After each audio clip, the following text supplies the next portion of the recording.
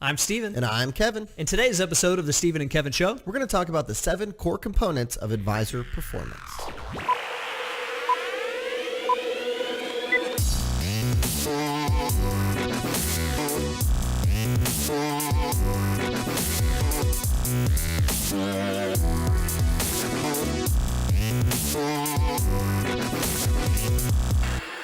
Hello, everyone, and welcome back to episode 73. And as promised, we're going to talk about the 7 core components of advisor performance today. These are a blueprint for growing your business. If you're looking at your business and you're thinking, gosh, there's some things we could be doing better, but where do we start? Today's session, today's podcast is going to be really helpful in figuring out what are the elite performers in the industry doing that maybe I'm not. Yeah, we didn't just come up with these 7 core components today. We researched over 2,000 financial advisors over the course of 3 years, and we identified specific strategies, specific tactics that they're implementing within their practice, and then we took all those and we put them into these 7 unique buckets. Yeah, so we're going to cover those 7 buckets today and all the many subcomponents that make them up. As a quick plug before we get into it, we did just relaunch the Oechsli Learning Center. It is the industry's best content, online courses, quizzes, worksheets to help you build your business. It's also framed around these 7 same components. What a coincidence. What a coincidence. But today's show is not going to be all about a plug for the Learning Center. We're going to give you some helpful tips today around those 7 components. But if you're looking for a deeper dive, for $99 a month, Kevin, $99 a month. I don't think you're going to find a better deal out there. We need to raise the price on this. We do. And I've actually said that multiple times. But one thing it does let you do, which I think is really interesting, is that you actually take a benchmarking assessment. So you can assess your existing business compared to these other 2,000 advisors that we researched. And then it's going to give you a customized learning path. So it's not just, hey, here's all this content and have at it. It's no, take the assessment. Here are the gaps, right, in your business. And here's the courses that you should take to fill those gaps. It's pretty cool. Yeah. So if the shoe fits, wear it. For $99 a month, you've got the industry's best courses on your smartphone or your desktop. So without further ado, let's jump into that model and talk about, Kevin, the number 1 component in there, growth. Yeah. So some of the subcomponents for growth. The first one on here is referral alliances. When we research affluent investors and we're asking them, hey, how are you going about selecting a financial advisor? One of the number 1 ways is a referral from a trusted professional. Yeah, they rely on other professionals to give them guidance on who else to use. So they ask their accountant, hey, who do you recommend for financial advice? So social prospecting, another component here that we think is really important. The fact that you get out there, socialize in the community, and turn that into new business is a skill that elite advisors have that many others do not.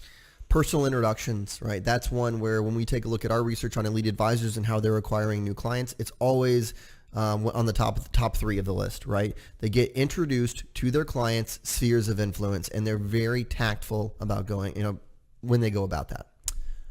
Intimate events, a lot of fun. People do them wrong, though. They don't do enough of them. They don't do them with a lot of skill. They don't get new business from it. That's fixable. When you look at elite advisors, they do a lot of events. They tend to attract their best clients and their clients' guests. It's a win-win. The next one on here under growth is one that you might feel like is outside of your control, and that is unsolicited referrals. And we're not talking about going out and asking for referrals. We're saying unsolicited from great client service. But really, from our research, there are some specific things that you can do to encourage clients to refer you more, to create a wow experience, to create buzzworthy events and things like that. The ideal client profile, another subcomponent under growth. If you don't have an ideal in mind, like a real specific ideal, not just about assets, but around occupation, hobbies, interests, what is the profile of the person with whom you work best? Your marketing is a bit of a rudderless ship, right? You need to hone in on one clear ideal because it guides all of the other marketing decisions. Do we put money into this Facebook advertising campaign? Well, does it put us in front of ideal client? If so, yes, spend the money. What's the psychological term here? Is it reticular activating system, Steve? Yeah, we get wired into something. If you're looking for a new car, you're seeing that make and model all over town, right, when previously you never did. We want to activate that as it relates to ideal client profile. And the last one, kind of subcomponent here under growth, is niche marketing. And from some of our latest research too, we find that advisors who have some defined niches typically bring in more assets than those that don't. And now we're not saying that you can only have one particular niche. You could have multiple niches. There's ways to go about it without alienating other groups of people. So when you look at the component that is growth, this is about proactive client acquisition. It's about grinding it out. It's about being repeatable with your marketing and not being passive about it, which we find so many people are. So let's move on to component 2, and that is all about mindset. If you don't have the right mindset, right, then all those growth activities we just talked about, they're not going to be too helpful for you because you're not going to get out of your comfort zone. You're not going to, feel like doing these particular activities today. You got to have a really strong foundation of a really solid mindset. The way that we go about teaching mindset is first understanding your accelerators. When you think about accelerators, these are the behaviors and attributes that you have that have led to success in the past and will more than likely drive any future success you have. So if I say that one of my accelerators is that I plan my day in advance, I do it religiously, and I get up and I work that plan. If I'm going to have success in the future, I need to acknowledge that's a big part of why I've been successful, and I need to stick with it. The other side of this is what we call limiters, right? And the best advisors know what their limiters are. They're self-aware when it comes to them because these are the mental attributes that actually hold you back. So these might be things like procrastinating. Right, that could be one. Another one could be just being, having social self-consciousness. Right, things that that you shouldn't be letting hold you back, but they just do a lot of times, and they limit your ability to grow. Next up, $1,000 an hour activities. The list of activities that are most vital to your business. And the sad reality is when you look at how most people spend their day, those $1,000 an hour activities are an afterthought. It's if I get time to do some of these things, I'll do them, as opposed to building our days around them. First things first, we've got to find out what those are in our business. What are the things that are most likely to drive your business forward, and how do we organize everything around it? Next one here is goal setting, right? Knowing what you want to achieve. That's important. Putting it down on paper. Too many times we just set goals that they're way too easy to achieve, or we don't do it at all. Right. Because we just figure like, oh, well, the markets are going to go up X amount and I'll bring in X and everything will be fine. Well, the best advisors don't do that, right? They set specific goals and then they determine the specific activities that are going to help them achieve those goals. Day planning, another important component of mindset. If you're not planning your day in advance, you're probably all over the place, right? You're not as strategic as you should be. People have different ways of going about this, but we find this more common with elite advisors based on our research than with the general populace. So when you look at mindset, once again, it is getting yourself dialed in so that you are able to go out and execute consistently. If you're not really dialed in, if you're not energized about your business, there's going to be a lot of the activities that we're talking about today that you're not going to do. So component 1 was growth. Component 2 is mindset. Component 3 is skills. And when we talk about skills, one of the first things we talk about is elite advisor verbiage. And one of the interesting things that we've noticed is, hosting retreats. We have a retreat coming up this weekend actually in San Diego. And is that the best advisors really like practicing their language. And you would think that they don't, but they're usually pretty good at it. And 2, they like the little fine tunings and they don't mind doing some role playing and getting some constructive feedback. And so if you think about, in general, just look at it from a total prospecting standpoint, there's probably a handful of questions that you get from prospects on a regular basis. How do you respond to those? Yeah, absolutely. Thinking about that in advance, rehearsing it, practicing it until you can say it backwards and sideways. Yep. Second up under skills, true differentiators. Really figuring out how to tell your story in a way that is compelling and different. Everybody out there, over 50% of advisors say that high-level service differentiates them, which is completely off base. You can't differentiate yourself by something that everybody else is saying as well. Right. So what is it that's a little unique and different? Whether it is your personality that's different, whether it is your planning process, the experts you have on staff, being able to tell that story, really, really important skill. The last component here under skills is what we call quality questions. The best advisors know how to ask good questions. They take more of a consultative approach when it comes to sales. They're not pushing on anyone, but they just draw it out of people by asking good questions and really understanding what their prospect is looking for and what their needs are. So when you look at that skills component, it's all about doing all the activities that we're going to talk about, but doing them in the right fashion. Because you could look back at some of the growth activities that we mentioned. You could have 2 advisors who are focused on building partnerships with accountants.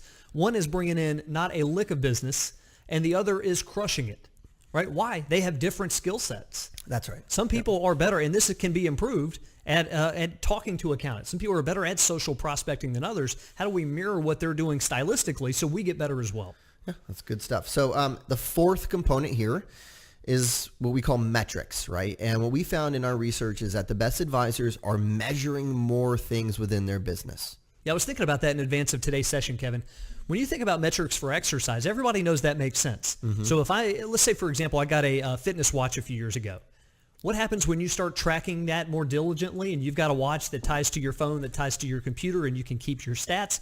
Guess what? You run more. You run faster, right? You see the same effect when you start tracking your business development activity. All of a sudden, you're holding yourself accountable for working hard at it. Yeah, exactly. So the first component here we call business scorecards.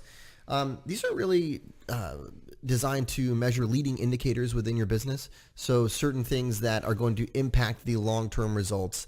And it could be things related to, the number of new prospects in your pipeline and things like that, or number of showcase meetings with a CPA or things like that. But they're important things to you that you know that if you do them, they're going to pay off. With activity tracking, this is the personal side of scorecarding. Yeah. Activity tracking is day in, day out, what am I doing and how do I calculate my score every working day? It's something we do a lot of work with our activity analytics. But what do when we think about key activities here, it might be calls into centers of influence. It might be events that you attend in the community. It might be sourcing names from existing clients. A number of introductions requested. Yeah, how do we track that and keep tally? And then the last one when it comes to metrics is all about pipeline management. And the best advisors, they actually look at their pipeline on a regular basis. They know how much is in their pipeline, what stage each prospect is at within the pipeline, within the funnel. And they're just really diligent about moving people from this stage to the next stage to the next stage. Yeah, so when it comes to metrics as a component here, we think the vast majority of people could ramp up the number of metrics they're keeping on their business. It shouldn't feel like you're floating in and out of every day. Being in reactive mode, I do what's on my desk when I come in. It should feel like I'm striving this week to hit these numbers individually and these numbers as a team, and let's keep track of that all year long. One other thing, just to your analogy about having the fitness watch and everything and that self-accountability, I think there's some pure accountability too, with especially when we get into like business scorecards, and we have a scorecard for Oechsli that we use that drives our team meetings. We pull up the scorecard. Everyone looks at it, right? Everyone knows how the business is performing in these particular areas. And if you're responsible for certain metrics, there's some peer pressure there, right? To make sure that you're performing. Yeah, absolutely, Kevin. When you think about service, from us, the service component is all about putting some structure around things that you know already you should be doing with your best clients. Like already you should be getting more personal and social with them. You should send small gifts. You ought to have service models in place that are acted upon, right? How do we structure all this to make sure it's actually happening all the time? Right. Well, exactly. So the components under service in-office experience is definitely a critical one that you just mentioned, Stephen. Thinking about all those little things that add up when someone walks right into your office, or even before they even get in the office, what that experience feels like, and is it buzzworthy? Yeah. The second one, getting social with clients. How are we systematically getting social? Which doesn't mean you have to have a big mega event to systematically do it. This is saying every Friday I'm going to have a lunch with a good client. I'm going to host more intimate events. I'm going to have more one-to-one lunches and dinners as a means to improving the relationship with my best clients. The next one here is client segmentation, and that's, again, under service. And most advisors gone through this exercise at some point, right? They've segmented their book in a couple different ways, but do they actually have service models tied to each of those segments? And also, is anyone on the team, are they able to easily distinguish between the segments, right? Do they know an A client's calling in versus a B client?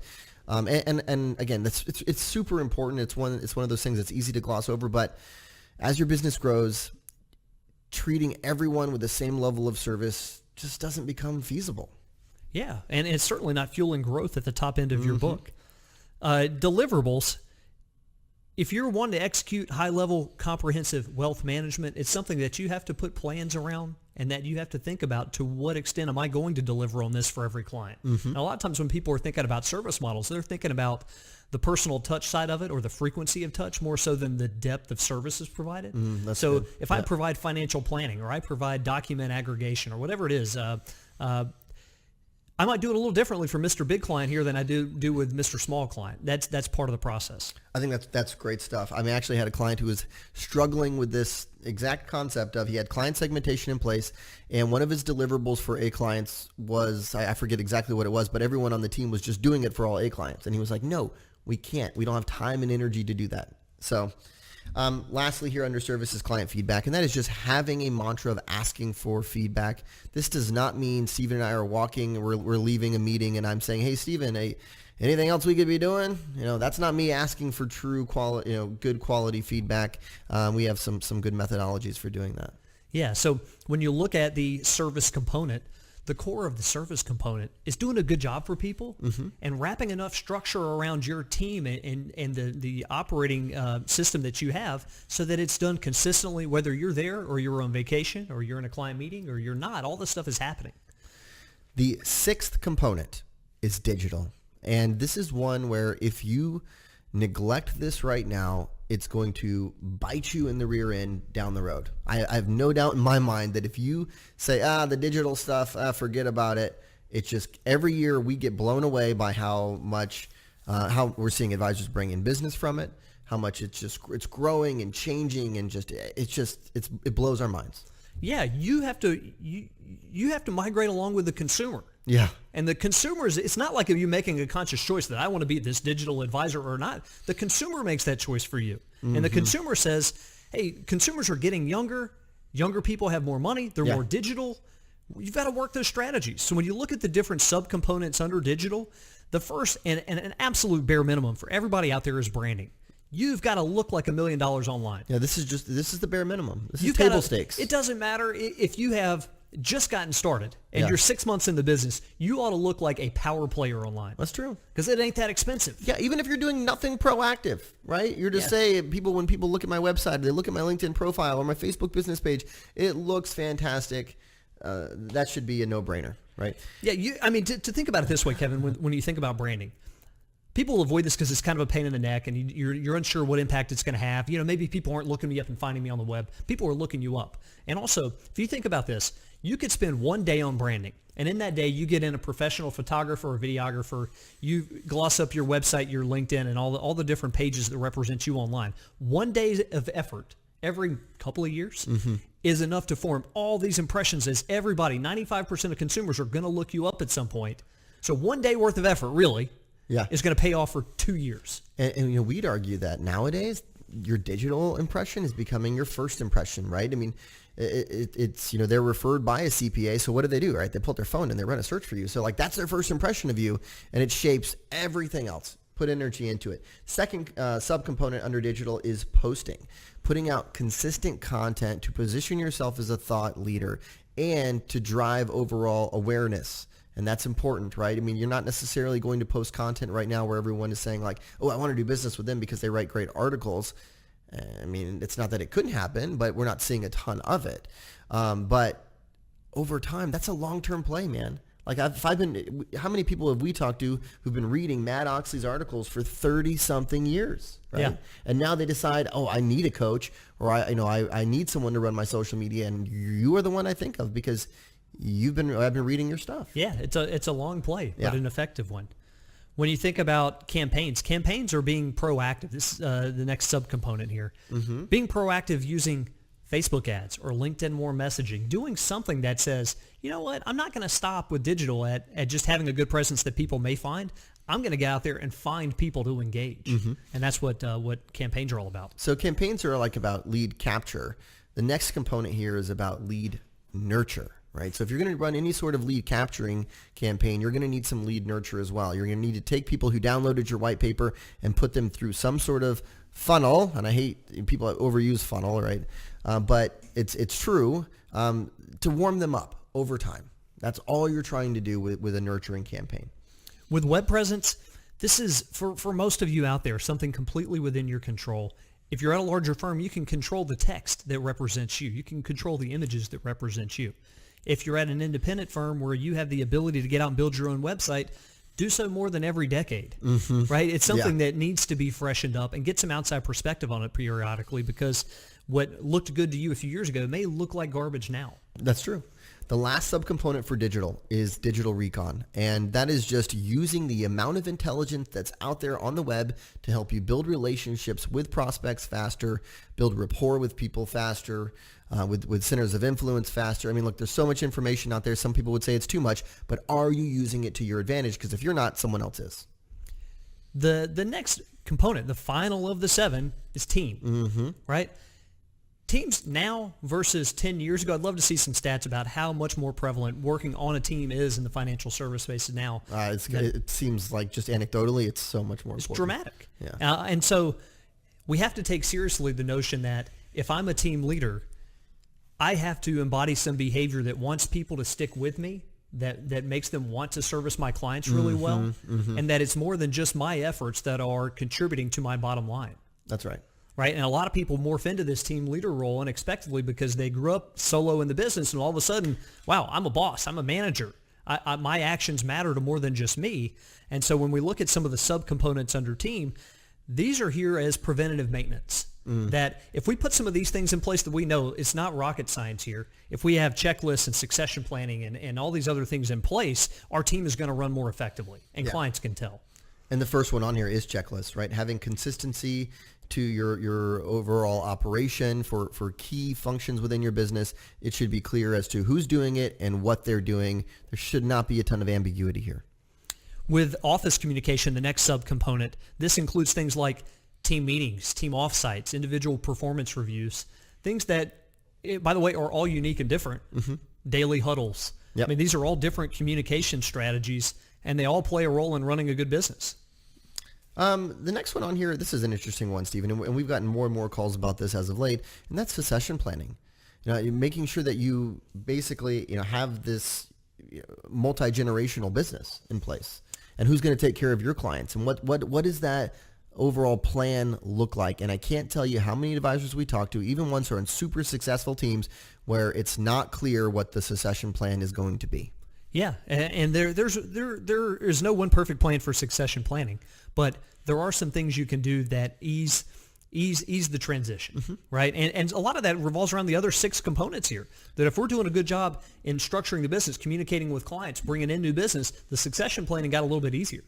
That's true. And I also think it ties into what you were just talking about with communication. Yeah. I mean, there's so many teams that just don't talk about it. They're scared to talk about it. And you got to get it out in the open. Yeah. Yep. And the last component here is leadership. And Stephen, you kind of alluded to that. Like, look, maybe you're a solo practitioner. All of a sudden you're leading a team. And how do you make sure that people enjoy working for you? Because then they enjoy working with your clients and they do a good job. And that sometimes takes some skill. No doubt about it. So when you look at these 7, gang, these are 7 that to us represent just different buckets of ways you can improve your business. Can we recap the 7 again? Because I feel like this was we put through absolutely. a lot at you today. And by the way, if you're curious, there's explanation about all 33 of these subcomponents on our website. If you go to Oechsli.com, you'll see a tab for online courses, and you'll see a whole listing of these. And it's also, by the way, final plug here, the way you would sign up for the Oechsli Learning Center, where not only do you hear about these things, but you learn how to improve every single one of these. But if we're to look at the 7 core components: growth, mindset, skills, metrics, service, digital, and team. And you have to think about it this way. When Kevin said this all came out of our research, every time we do research, we compare those who are doing a really good job metrics-wise in terms of new business and client retention and all the things that you desire as a financial professional, and we see what are some of the behaviors that are highly correlated with success here. And that's how this list is based. So you could look at it and you could say, you know what, if I just start checking off the boxes here and I get a little bit better at planning my day, I get a little bit better at managing my pipeline, at running my team, and all these little things, all of a sudden your results start to look like those who really embody all 33 of these. That's right. Yeah, I think you said it really well, Stephen, in the beginning of today's podcast, where you said this is the blueprint. Right. And this is one where you have to chip away at it. You can't just start doing everything. And there might be some of these things that you're already doing a good job on. So maybe you need to shift your focus, and maybe you've been neglecting another aspect of it. And that's what our benchmarking assessment is about, and it gives you that customized learning process. And that was a third plug, Stephen. So isn't that funny though, Kevin, that when you're thinking about how this works. You're thinking about the notion of chipping away at it. Yeah. When we work with really big teams, and we get some teams coming to us who bring in over $100 million in new assets a year. These are multi-billion-dollar teams. And you would think, well, must be nice. They're making a ton of money. They're probably not working that hard now. No, they are working so hard, and there is never a moment where they say, no, I think we're good. I think we're good. No, it's like, I was thinking about this. We've got our retreat coming up. We've been working really hard on relaunching the Learning Center. This has been a big month for us, right? Oh, yeah. Big 3 months. We've been really working it. And I think, well, after the retreat, that'll feel good to take a breath. And I remember, we're not taking any breaths. We got a million things we want to work on. Yeah, that's right. And I think that's just it's the mentality that we try to have, not that we're perfect, but it's a mentality that permeates this culture here. And we think it's an exciting space to be in when you're living with self-improvement. Thanks for joining, everybody.